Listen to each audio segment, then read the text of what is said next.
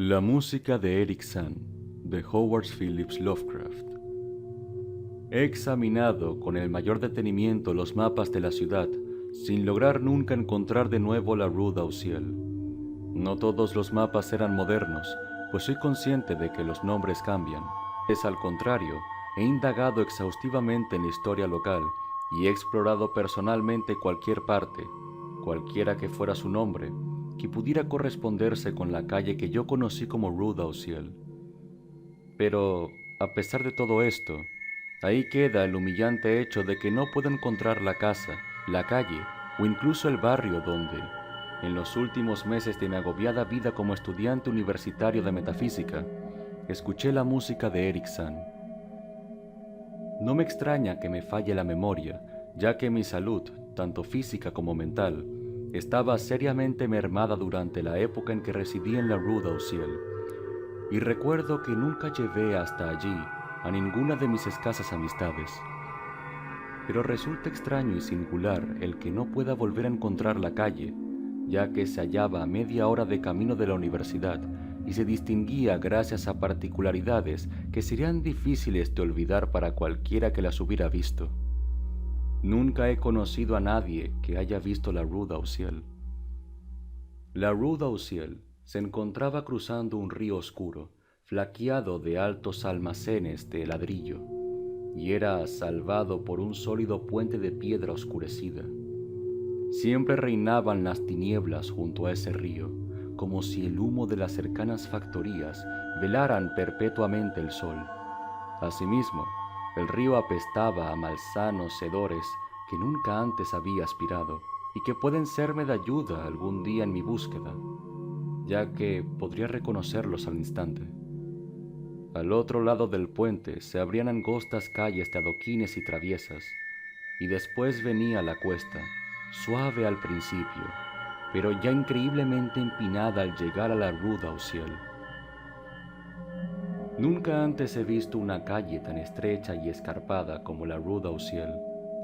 Resultaba casi un barranco, cerrada al tráfico, formada en ciertas partes por tramos de escaleras y rematando en lo alto en una tapia elevada y cubierta de hiedra. El pavimento resultaba irregular, hecho a veces de lajas de piedra, a veces de adoquines y a veces de tierra desnuda en la que brotaba una tenaz maleza gris verdosa.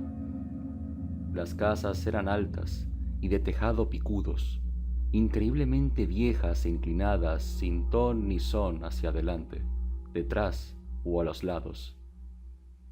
A veces un par de casas enfrentadas, ambas vencidas hacia adelante, casi llegaban a juntarse sobre la calle, como un arco, y en verdad robaban casi toda la luz al terreno de abajo.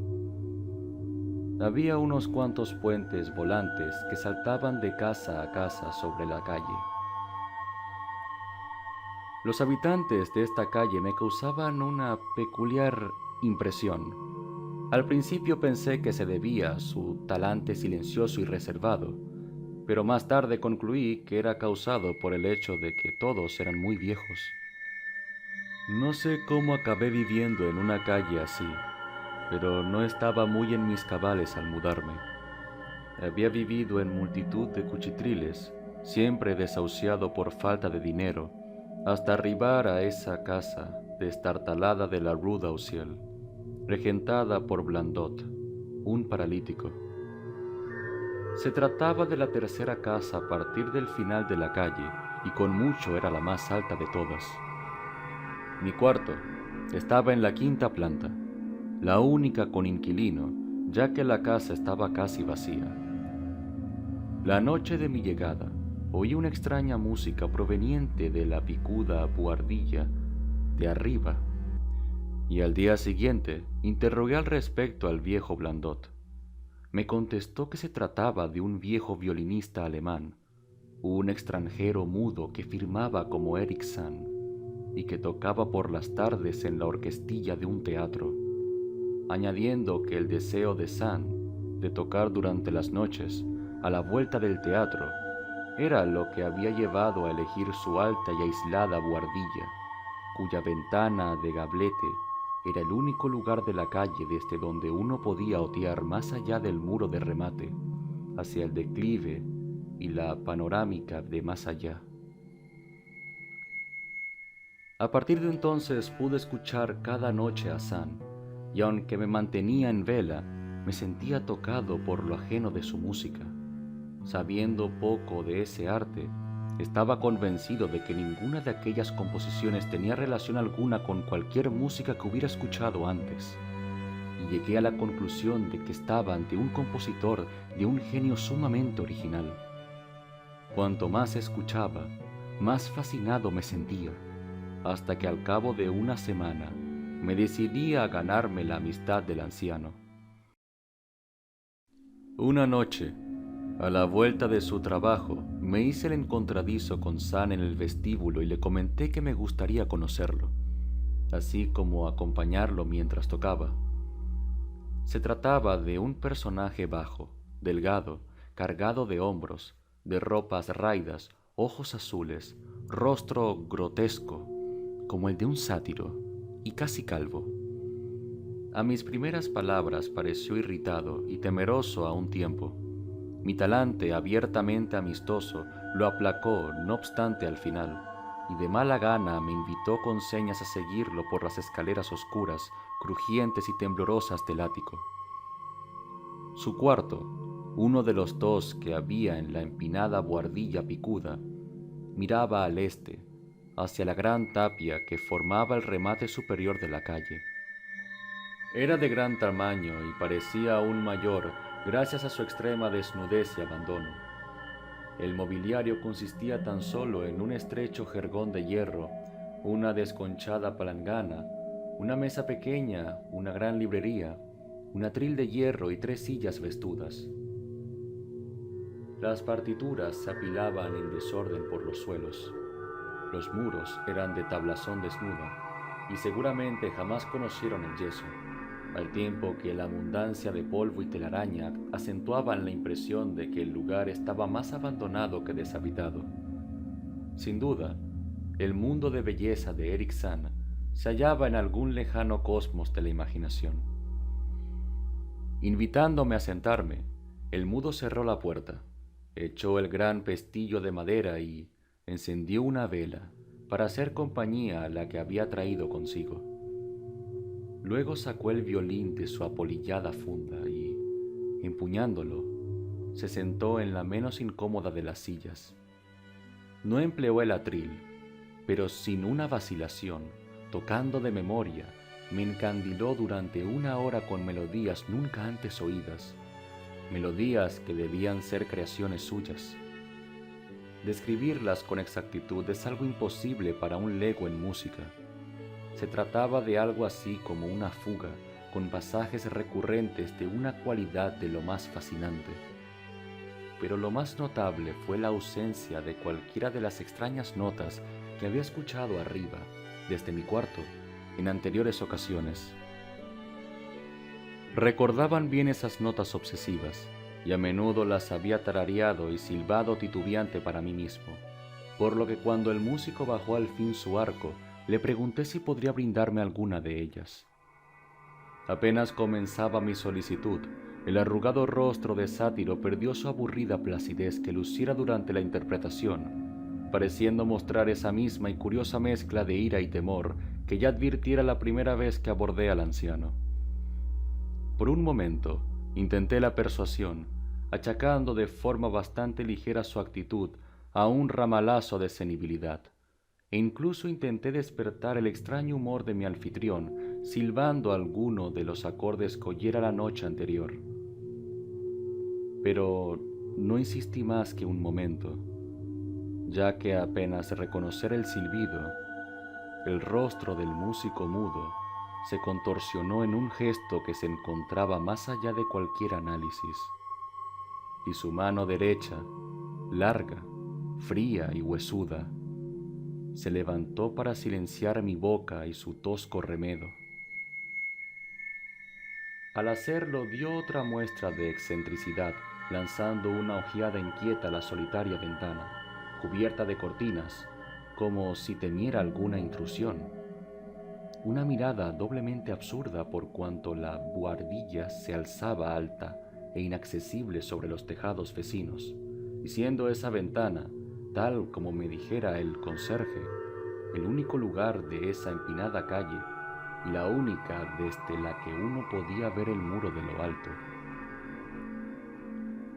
La mirada del viejo me trajo a la cabeza el comentario de Blandot, y se me antojó contemplar el vasto y vertiginoso panorama de tejado a la luz de la luna, así como las luces al otro lado de la cima de la colina, de las que, de entre todos los habitantes de Rue d'Auciel, solo este acibeltrado músico podía disfrutar.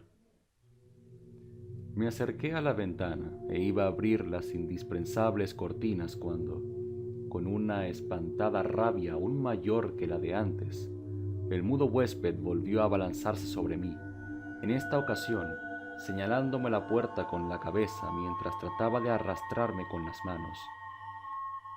Completamente disgustado ahora con mi anfitrión, le exigí que me soltase diciéndole que me iría en el acto. Su apretón aflojó y, viéndome molesto y ofendido, su propia furia pareció disiparse. Volvió a oprimir mi brazo, esta vez en gesto de amistad, conduciéndome hasta una silla. Entonces, con gesto pensativo, fue hasta la abarrotada mesa y allí escribió algunas palabras a lápiz en el trabajoso francés de los extranjeros.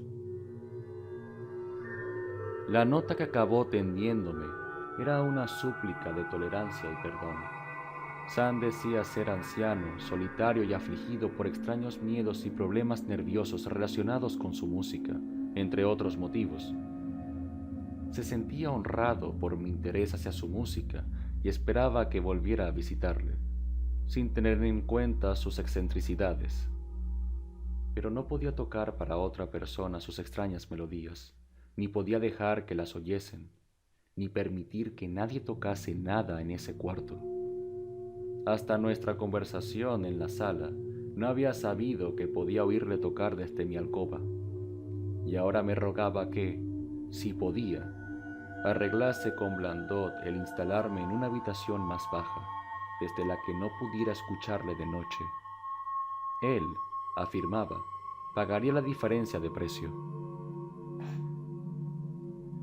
Mientras estaba sentado, descifrando su execrable francés, me sentí más dispuesto hacia el anciano.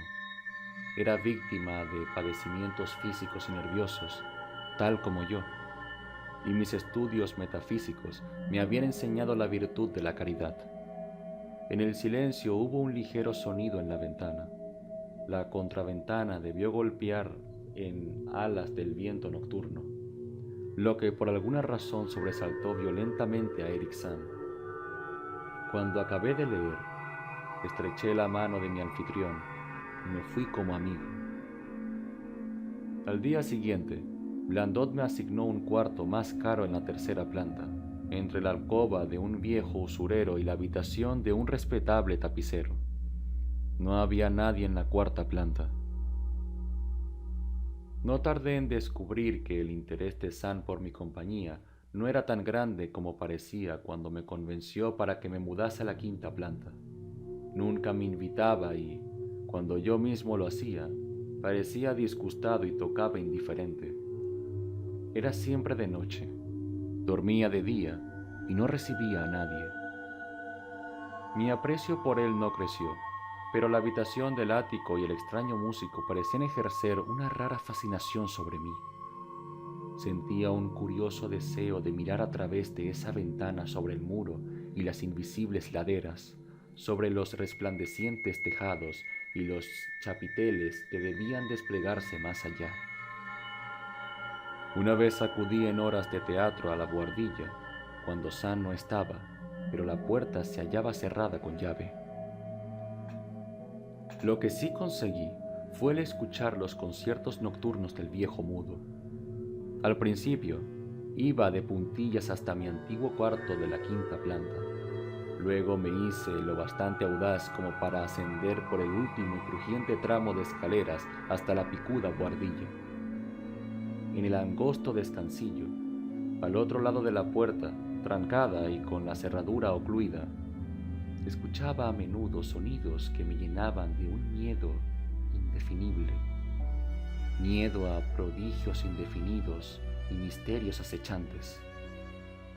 No es que tales sonidos fuesen espantosos, pues no lo eran, pero contenían vibraciones que sugerían cosas que no eran de este mundo y, a intervalos, asumían una cualidad sinfónica que a duras penas podía creer el producto de un solo músico.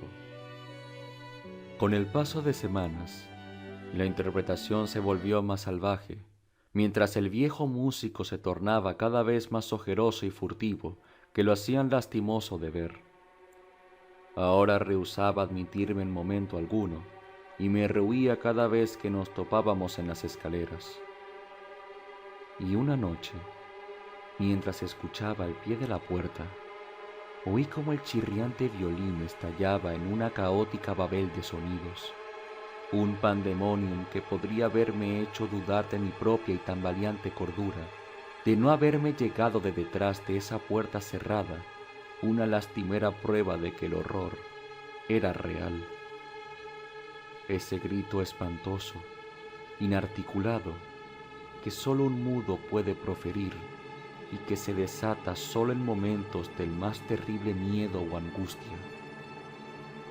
Golpeé insistentemente la puerta sin obtener contestación. Entonces esperé en el oscuro rellano, estremecido de miedo y frío, hasta oír los débiles esfuerzos del pobre músico por incorporarse con ayuda de una silla. Creyéndolo recobrarse de un desmayo, reanudé los golpes a la vez que pronunciaba mi nombre para tranquilizarlo. Escuché cómo Sam se tambaleaba hacia la ventana y cerraba contra ventana y cortina. Después fue trastabillando hasta la puerta y la abrió titubeante. Esta vez su gozo al verme fue real, ya que su semblante desencajado resplandecía de alivio mientras se aferraba a mi chaqueta como un niño a las faldas de su madre. Temblando de forma patética, el viejo me hizo sentar en una silla, al tiempo que él ocupaba otra, junto a la que su violín y arco yacían de forma descuidada sobre el suelo.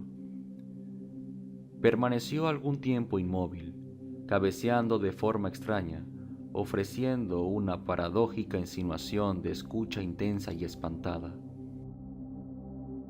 Después pareció quedar satisfecho y, pasando a una silla junto a la mesa, escribió una breve nota.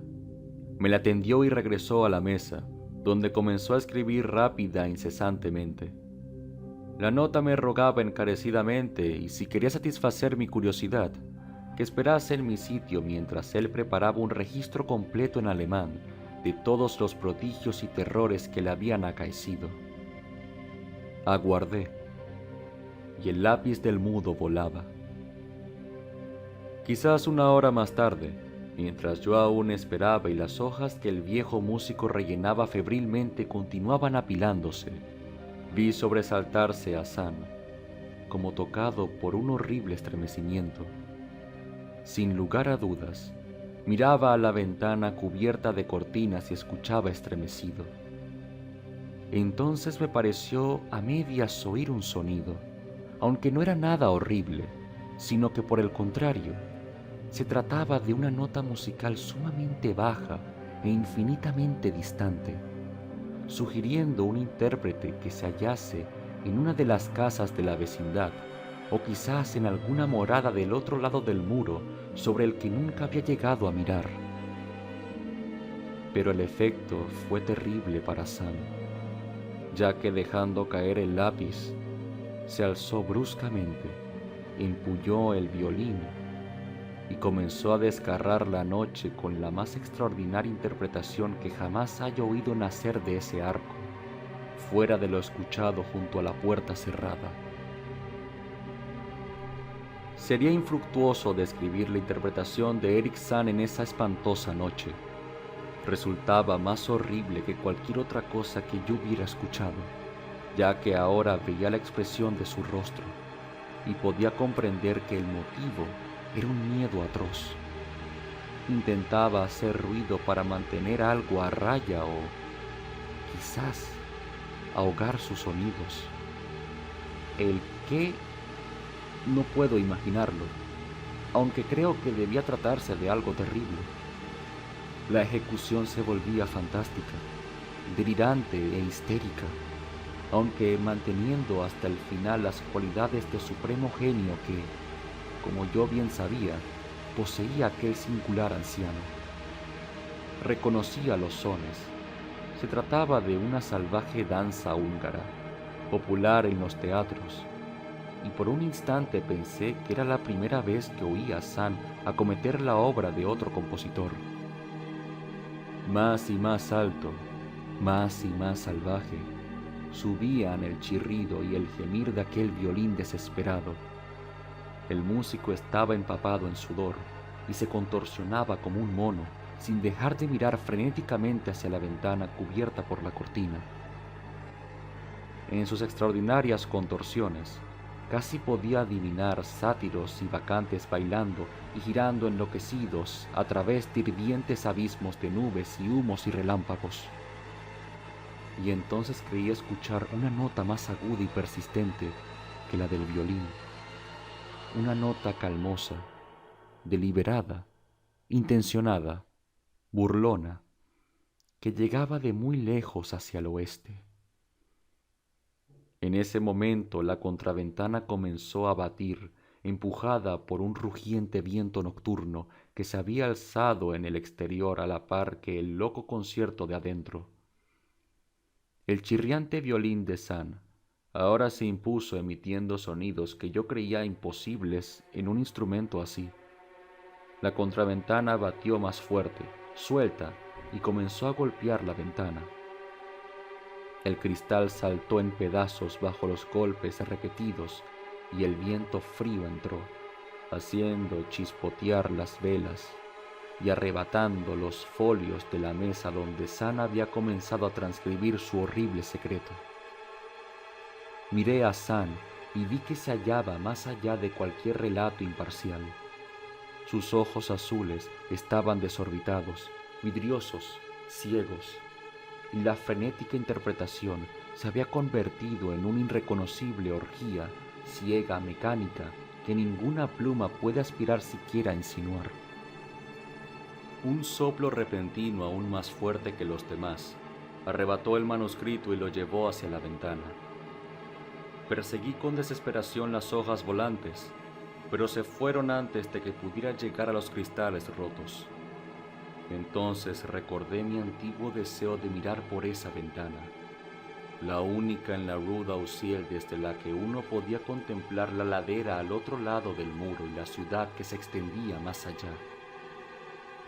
Estaba muy oscuro, pero las luces de la ciudad permanecían encendidas, y yo esperaba verlas a pesar de la lluvia y el viento.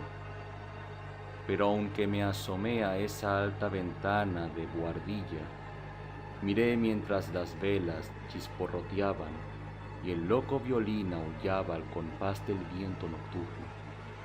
No vi ciudad alguna abajo, ni luces amigables resplandeciendo desde calles reconocibles, sino solo la oscuridad del espacio ilimitado, inimaginable espacio viviente, con movimiento y música, careciendo de semejanza alguna con nada en esta tierra. Y mientras permanecía allí, mirando aterrorizado, el viento apagó las velas de la antigua buhardilla picuda, sumiéndome en una salvaje e impenetrable oscuridad, con caos y pandemonium ante mí, y la demoníaca locura del violín aullando en la noche a mis espaldas. Retrocedí tambaleándome en la oscuridad, sin medios para encender la luz, chocando con la mesa, volteando una silla y finalmente abriéndome paso hacia el lugar donde la oscuridad gritaba con la estremecedora música.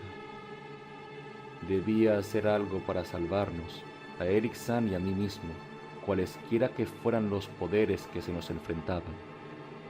En cierta ocasión creí sentir el roce de algo helado y grité. pero mi grito fue acallado por aquel espantoso violín. Repentinamente en la oscuridad, el enloquecido vaivén del arco me tocó y supe que estaba junto al músico. Tanteando, toqué el respaldo de la silla de San y luego encontré y sacudí su hombro intentando hacerle volver en sí. No respondió y el violín chirriaba sin pausa. Alcé la mano a su cabeza, cuyo mecánico agitar pude detener y le grité en el oído que debíamos escapar de los desconocidos seres de la noche. Pero ni me respondió, ni detuvo el frenesí de su inexplicable música, mientras que por toda la buhardilla parecían danzar extrañas corrientes de viento entre la oscuridad y la confusión. Al tocar con la mano su oreja me estremecí, aunque sin saber por qué. No lo supe hasta que palpé su rostro inmóvil, el rostro frío como el hielo, rígido, sin respiración, cuyos ojos se desorbitaban en vano mirando al vacío.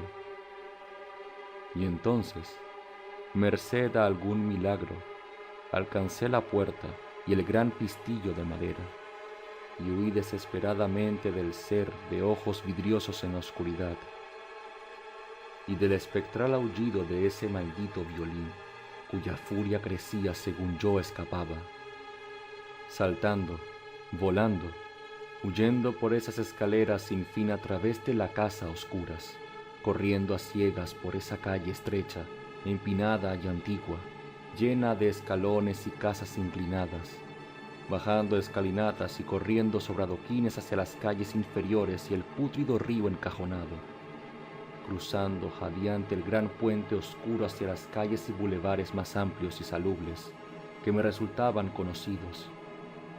Aún guardo todas esas impresiones, y recuerdo que no había viento ni luna, y que todas las luces de la ciudad resplandecían. A pesar de mis búsquedas e indagaciones más cuidadosas, nunca he podido dar con la Rue d'Auciel. Pero tampoco me pesa tanto, ya sea por esto o por la pérdida en abismos no soñados de las hojas de letras apretada que eran lo único que podrían haber explicado la música de Eric Sand.